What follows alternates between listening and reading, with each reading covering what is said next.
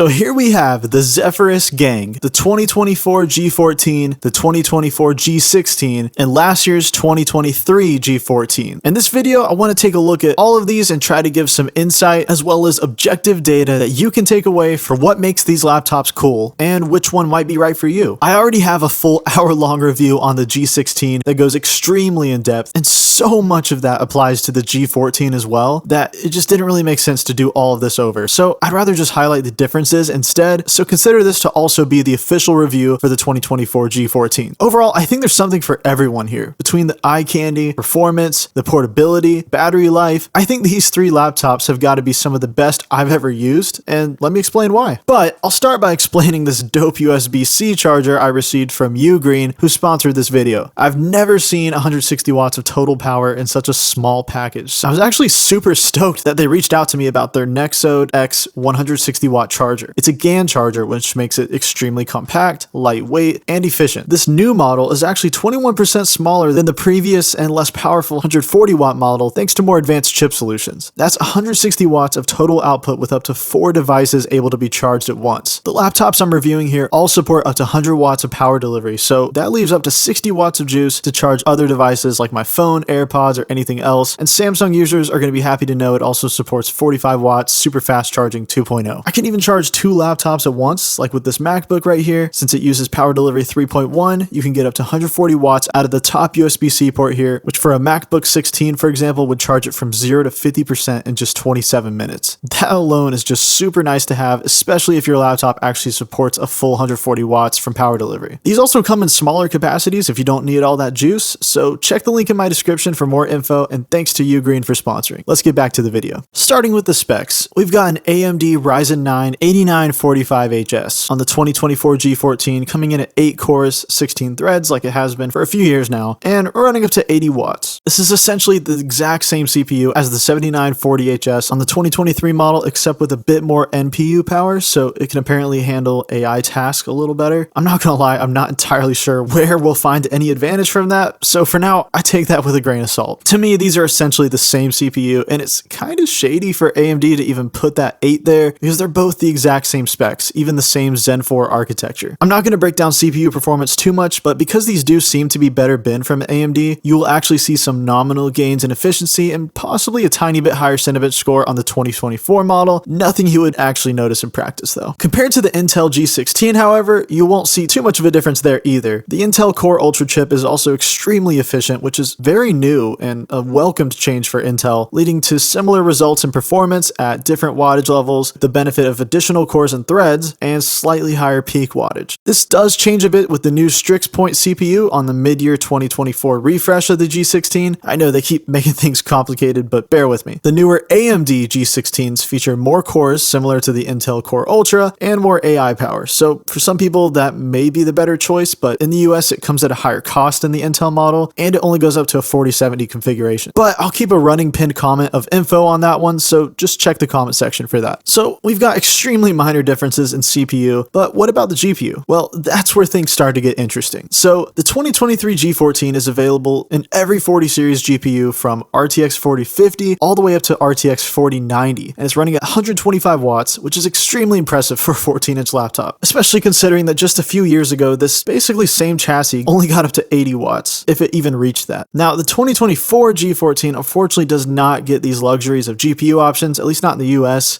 They also shed 35 watts off the GPU for a total of 90 watts now, and only offer up to an RTX 4070. We truly can't have it all, I guess, which is still impressive. Like I said, considering just a few years ago could only reach up to 80 watts, and this one is obviously much thinner than that one. But we're about to see how much of a difference that makes, because the RTX 4050, 4060, and 4070 in particular don't even really show gains beyond 100 watts anyway due to NVIDIA's voltage limit, which you may have heard about in previous videos or from other reviews. So instead, if you want that shiny and powerful RTX 4080 or 4090 in that updated chassis, well, you're going to have to turn your attention to the G16 instead, which has those options running at 125 watts, just like last year's G14. So we'll see how those stack up in games shortly. So displays. This is where the majority of differences lie, as well as some of my nitpicks on the 2024 G14. So the new G14 has an absolutely beautiful OLED display, one of the best displays I've ever laid my eyes on. And what makes it unique is that this and the G16's OLED display are the first on any laptop to be OLED and also have G-Sync, which eliminates screen tearing in games. The G14 and G16 both reach the same peak brightness of around 420 nits, which is plenty bright enough for nearly everyone. Not really dim, but you may find it to be dim yourself if you're coming from something as bright as the 1000 nit mini LED displays like those on the Blade 16 or Zephyrus M16 from last year. The new G14 is 120 Hz refresh rate, while the G16 is 240 Hz. Now, OLED displays are already so smooth in the first place that 120 Hz honestly feels just as smooth to my eyes as 240 Hz on an IPS display. I mean, both of these displays are really hard to tell motion clarity apart, at least to the naked eye, because they're both just so fluid already. Like, I wouldn't say it's any less smooth feeling than the 165 Hz display on the 2023 G14. The one thing I find myself doing is trying to press the brightness up option just one more time after coming from the 700 nit mini LED panel on the 2023 model though. That brightness is hard to step away from, but it is nice to never have to notice blooming or anything, and the contrast is essentially perfect. I suggest checking out my mini LED versus IPS versus OLED video for more info on the differences between these types of displays. Alright, now for the nitpicking part.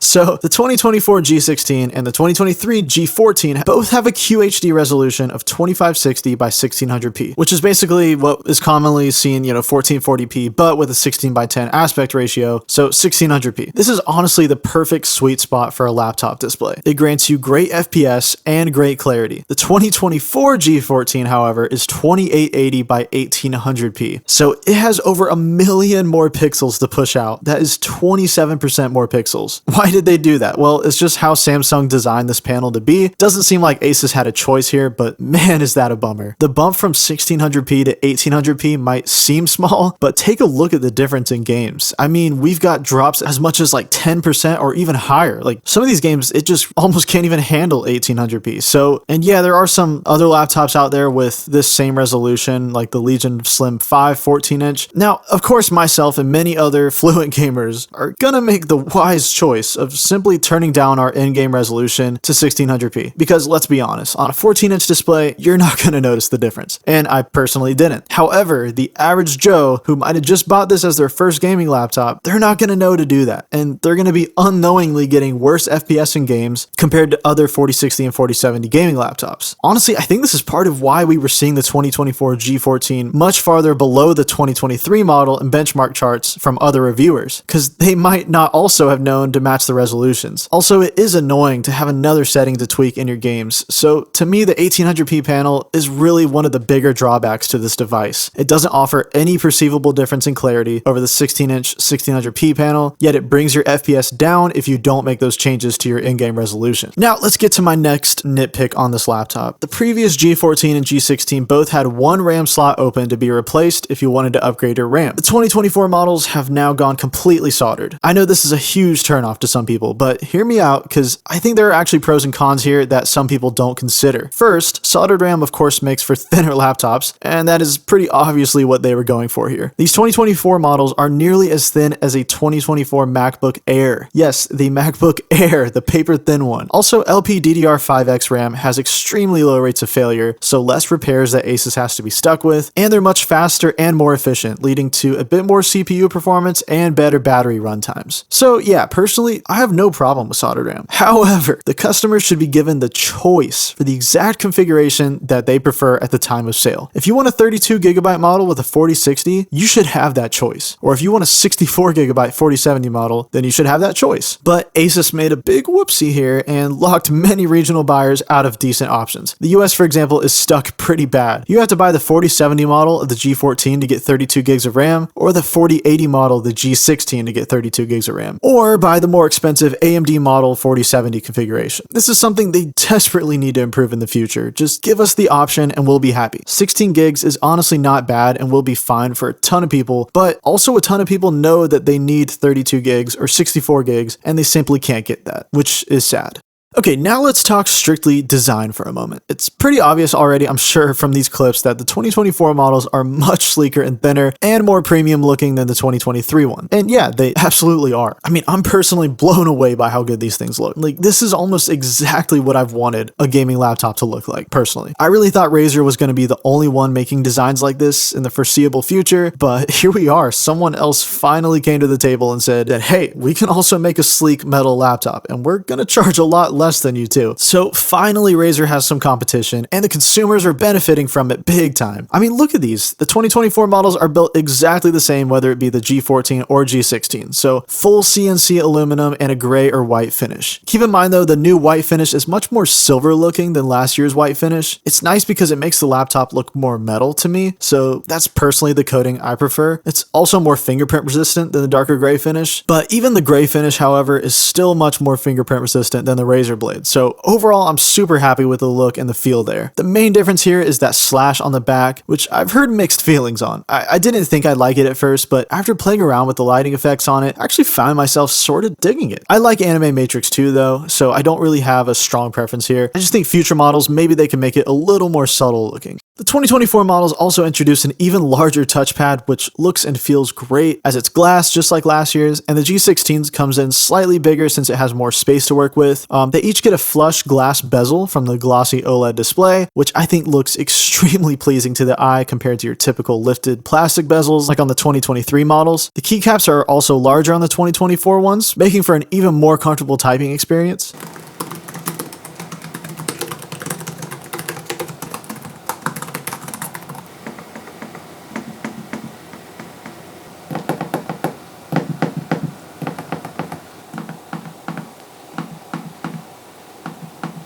And again, we cannot ignore the weight and dimensions of these laptops. We are talking thinner and lighter than their MacBook Pro counterparts, and nearly as thin and light as a MacBook Air. That is simply unheard of in the world of gaming laptops. Like, people love to compare these for some reason to like the Lenovo Legion Pro and even the Blade 16. It's really hard to compare to because these are so much thinner. Like, these are essentially gaming ultrabooks at this point, but with much more power and surprisingly decent fans and temperatures, which we'll get to that as well. Also, some early reviews complained about the screen wobble, and I really didn't find it to be an issue at all, as well as a bunch of people that I talked to. A lot of people on Reddit posted that it's just fine. It's kind of average, maybe like a tiny bit more wobbly than your average gaming laptop, but I wouldn't say it feels bad. So I have a laptop speaker test that you might have already seen from my G16 review, but I want to play that here as I think it really helps demonstrate just how amazing these speakers are on the 2024 models. They are without a doubt the best laptop speakers I've ever heard, and nothing I've heard has even come close. I thought the 2023 G14 sounded good, but these blow that one out of the water even. So they sound nearly identical to each other with just some slight differences in EQ, which you might pick up on here. These laptop speakers sound good. Do they sound the way that they should? Which one do you think sounds best in this laptop speaker test? Laptop speakers, they better over the air. These laptop speakers sound so loud and clear. Can you hear the noise? Did your eardrums get destroyed by these laptop speakers? Yeah, they're playing for you. Alright, if you dig that speaker test, hit that subscribe button. I'm really trying to differentiate from the average tech reviewer and push a more researched review style forward, getting the community involved in the process with future videos, so any support towards that goal is greatly appreciated. Now let's talk fan noise. This is huge for me. This is another one you might have seen in my G16 review, but I have measurements for all three of these laptops. Overall, here's my take. They all have great fan tuning and really aren't annoyingly loud. I know the stereotype out there is that thinner gaming laptops always have louder fans, but personally, I've had and tested bigger, thicker laptops that have louder fans than all of these. Every MSI laptop, for example, that I've tried has been louder. And if you're coming from Acer, then that's another one that's definitely louder than these. Even the Lenovo Legion Pro 7i, which is much thicker and heavier than all of these, will push nearly 50 decibels or more in its turbo mode. So that's just kind of standard. But yeah, let's start with the 2024 G14. So to me, my ears perceive this one as being the quietest of the three in all power modes, especially the silent mode though. It has the quietest silent mode to my ears at least. Even though the decibels seem about the same, the 3-fan design stays off or virtually imperceivable when it's in silent mode while doing basic tasks. Even when gaming though, the silent mode is very respectable for how quiet it is. The 2023 G14 is largely the same, although it has 2 fans and a vapor chamber instead. So nearly always off or super low RPM in silent mode, and one of the best silent performers out there, which I'll show benchmarks for in a second. The G16 is the oddball of the bunch, having both of these fan designs depending on the model that you get. The 4080 and 4090 model have a 2-fan design with a vapor chamber, which keeps noise in check extremely well. I'd say just about on par with last year's G14 and most other gaming laptops out there. The G16, I'd say, even though it's only hitting 47 decibels here in turbo mode measured, I think it sounds pretty on par with the 2023 G14, but maybe with a slightly higher pitch, just slightly. The 3-fan model of the G16, which is your 4060 and 4070, that one's not bad either. You can basically throw out anything that earlier reviews said about this model, as recent BIOS updates have improved the fan noise considerably here. For example, Just Josh acknowledges this in his 2024 laptop roundup, that his G16 even is a lot quieter now than when he first reviewed it. Basically, everyone now agrees that the silent mode is essentially 0 RPM or super low RPM, and even turbo mode is only like 1 to 2 decibels louder than the vapor chamber model. So I think most people will be very happy with all of these as far as fan noise goes. They have some of the quietest and highest performing silent modes out there, great performing balanced modes, and turbo modes that are on par with essentially every other gaming laptop. But spoiler alert, turbo mode might come off as loud if you've never had a gaming laptop before, especially if you're coming from a MacBook. That's just how these are all built. So until the next revolution in cooling comes our way, you're always going to be near 50 decibels.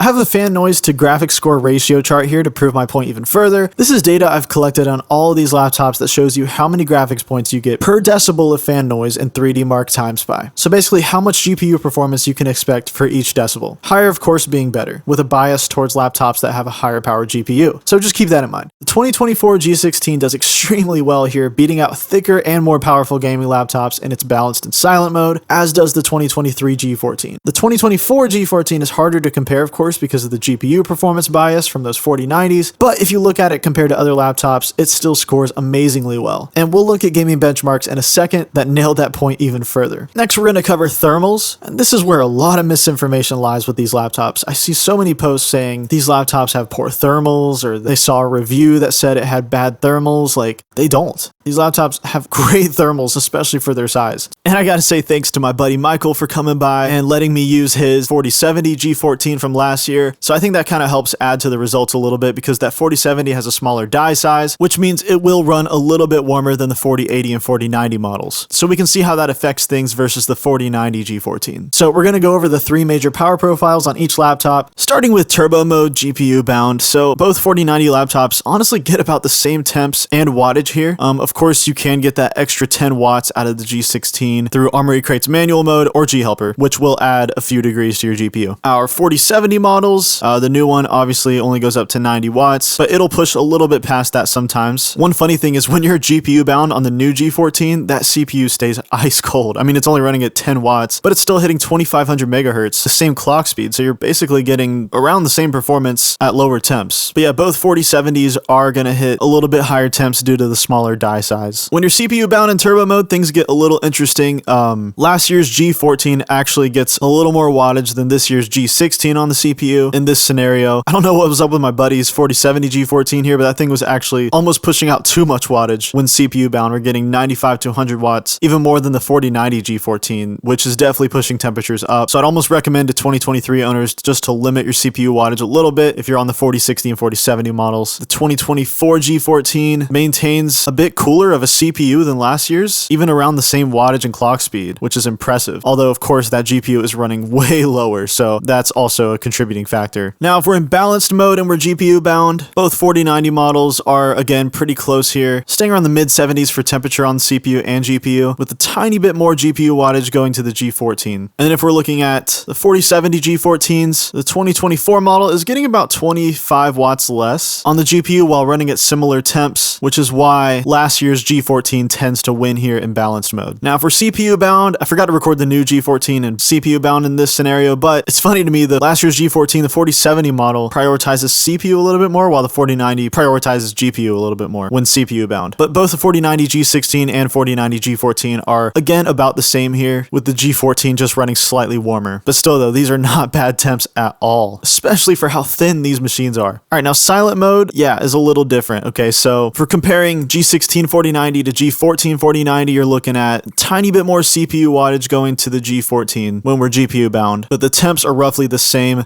And then if we're looking at 4070 models, the 2024 G14 is about 20 watts less on the GPU and about 15 watts less on the CPU, and it's running very cool here in the 60s in silent mode, while the 2023 G14 stays in the mid 70s in temperatures. And being CPU bound helps a lot for silent mode. So now, again, you can see the temperatures are pretty similar with the G14 4090 and G16 4090, similar performance as well. This is another one I forgot to capture on the 2024 G14, but last year's G14 4070 is about the same as it was GPU bound. It's just when you're in silent mode, letting the CPU take priority just helps a ton here. And this is the stock Armory Crate silent mode, which actually is not very good. So luckily we have a little thing called G Helper where you can make just very basic tweaks. What I typically do is just raise the default silent mode's fans just a couple hundred RPM, which is barely noticeable at all, and then apply a really low CPU power limit or disable turbo boost on the AMD models, lower dynamic boost all the way, and now all of a sudden you're getting maybe slightly higher temps but way more performance, and that will just about triple or quadruple your FPS in games from the stock silent mode with barely audible fans. The 2024 G14 in particular, I couldn't even hear the fans over the speakers, and I only had the speakers at like 15% volume. So overall, I'm super impressed with the thermals on these things. Yes, sometimes the GPU can get a bit warm on these guys, especially last year's 4070 G14, but that's just because that 4070 and 4060 are smaller die sizes, so they tend to run a little bit warm, but nothing to be concerned about. They're not throttling like crazy. They're still getting the full performance that you should expect from that GPU without the chassis burning your hands or anything. So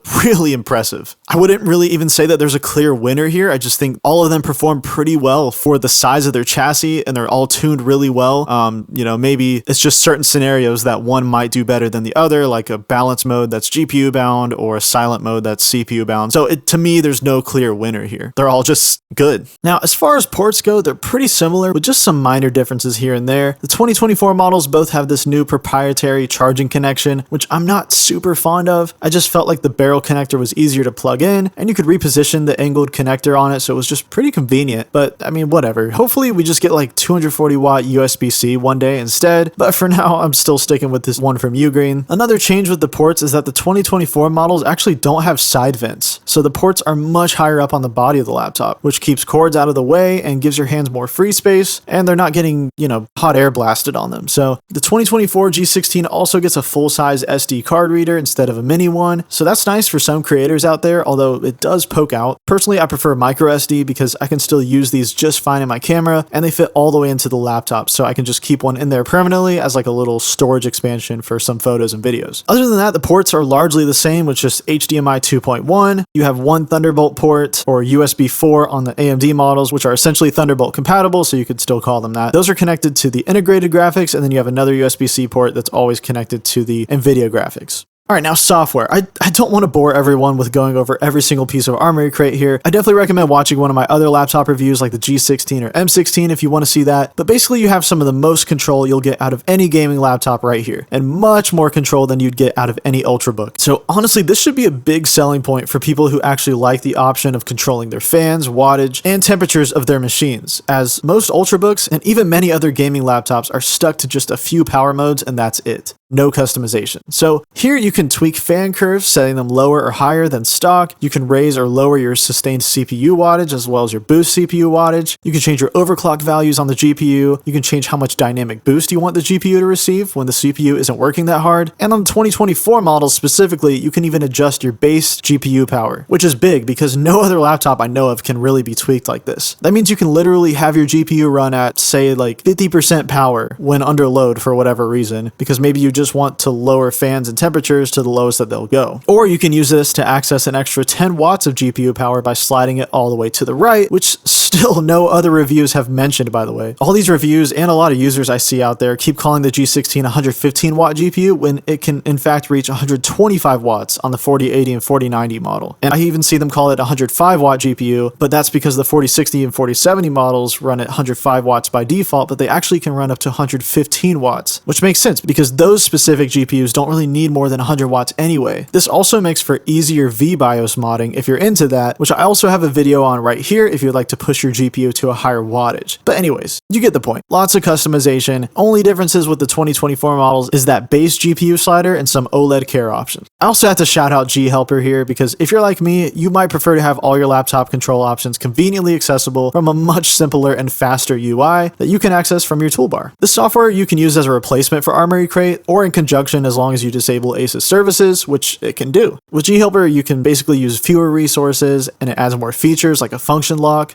Like, come on, Asus. Why do we not have this still? And it gives you a crap ton of customization, even beyond Armory Crate. I have a whole video on that, so definitely recommend checking that out. Anyways, next topic is battery life. These are all surprisingly similar in this department, which is another thing I see a lot of misinformation on. The 2023 G14 is already great. The mini LED model I have here gets about an hour less battery life than the IPS models tend to get. That's just because it's mini LED, which uses a tiny bit more juice to run. The 2024 G14 is the best I've ever tested for efficiency. Even though it's the same CPU essentially, I think just the binning or the refining that they've done has led to some battery improvements because I got 9.5 hours on YouTube, which is just awesome for a 73 watt hour battery. The G16 is honestly the biggest shock though here, and I see a lot of misinformation on this one. It is tied for the top spot in battery life in all my charts, and I keep seeing the same thing repeated by people that Intel is bad for battery life. And yeah, honestly, until now, that was true, but I don't think people realize just how efficient these new Intel Core Ultra chips are. Like, I myself was not expecting this, and some reviews have shown lower battery life than this, and others have shown to be pretty on par. But keep in mind that I cross-check all this with other users, especially when it's a big result like this. So again, you can probably disregard early reviews showing lesser battery life because you can easily hit 9.5 hours on YouTube or basic tasks. Like, this was repeatable over and over for me. I even had commenters and users reporting that they've hit 10 to 12 hours doing basic tasks on their G16. So Intel is back, baby.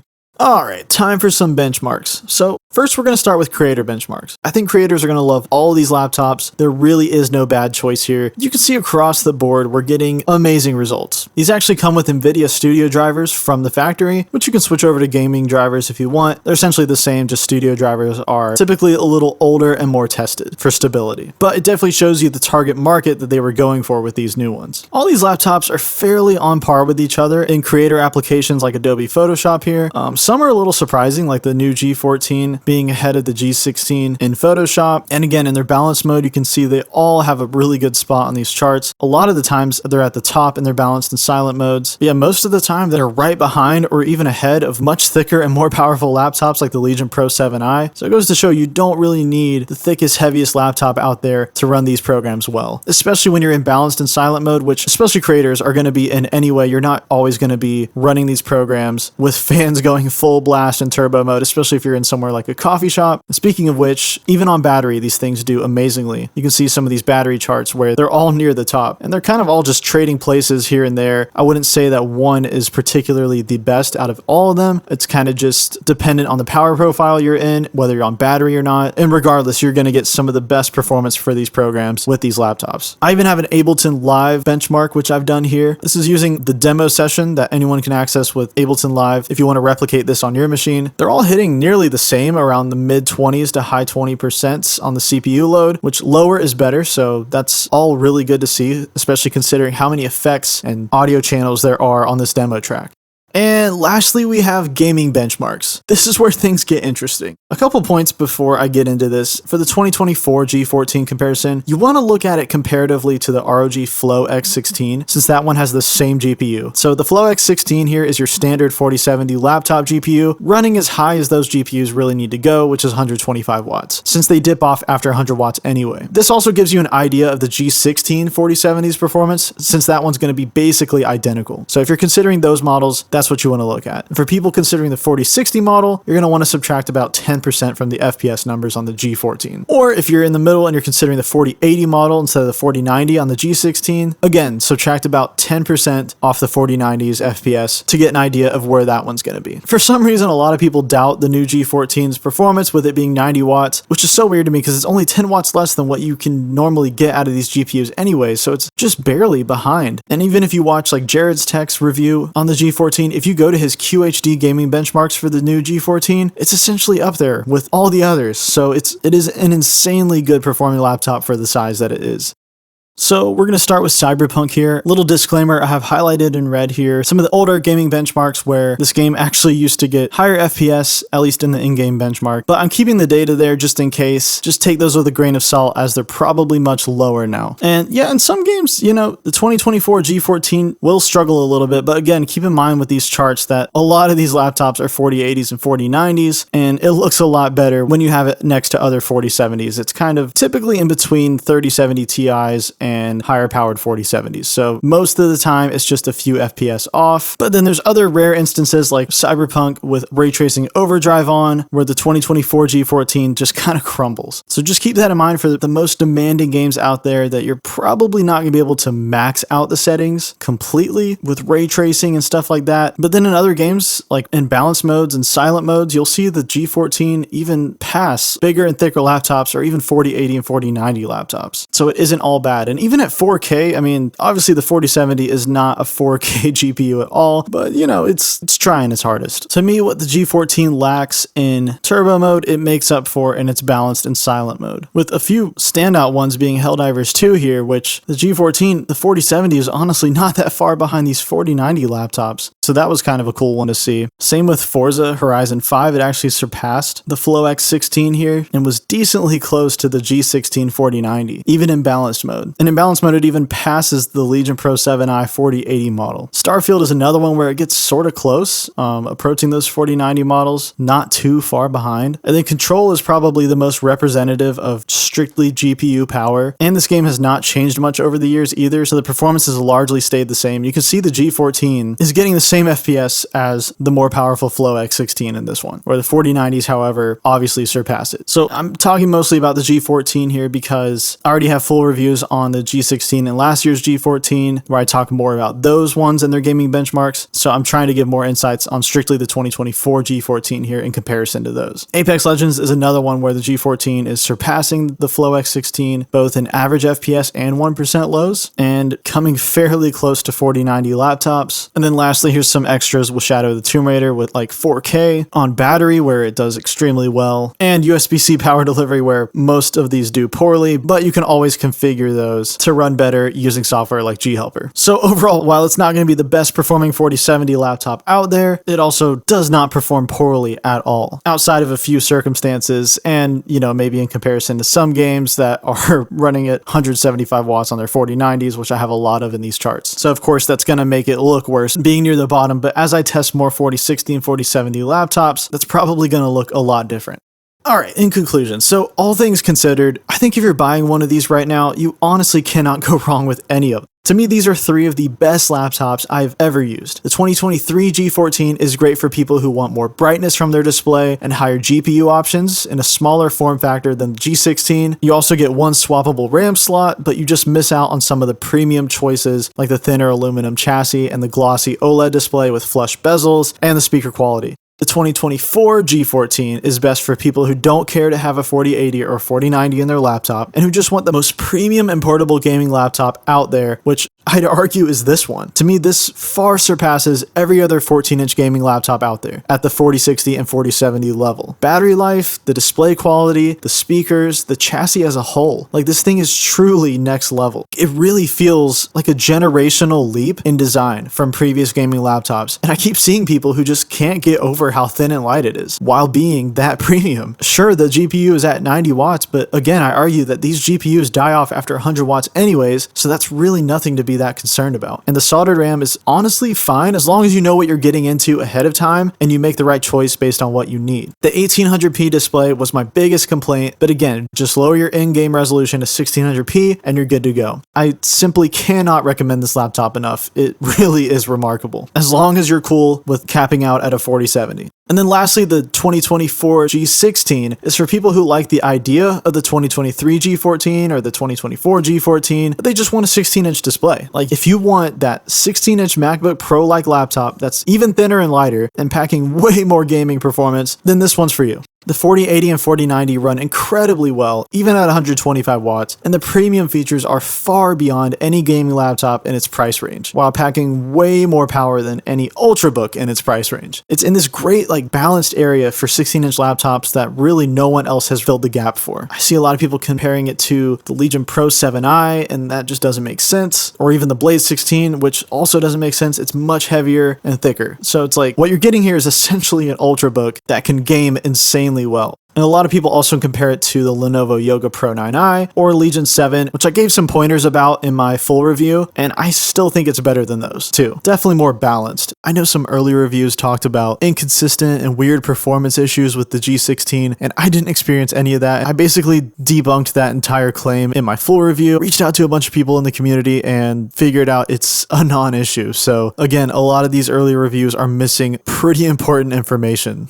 Overall, all of these are one-of-a-kind laptops, and I feel like after using them for a while that the competition is honestly a year or two behind these guys. Like, just the level of innovation is awesome to see, and that they keep up so well as far as performance, temperatures, battery, just everything is great. Like, they're not built to beat out any records against thicker laptops, but they get fairly close, while beating those other laptops out considerably in other departments like display quality or battery. So while they maybe didn't need to go quite this thin, it's clear that these laptops are all about balance and they do it insanely well. So which one will you pick? Are you in the market for one of these at all? Or maybe waiting for next year? Let me know in the comments. Also, don't forget to subscribe and leave a like if you found any of this helpful. Again, thank you so much everyone, and I'll see you in the next one.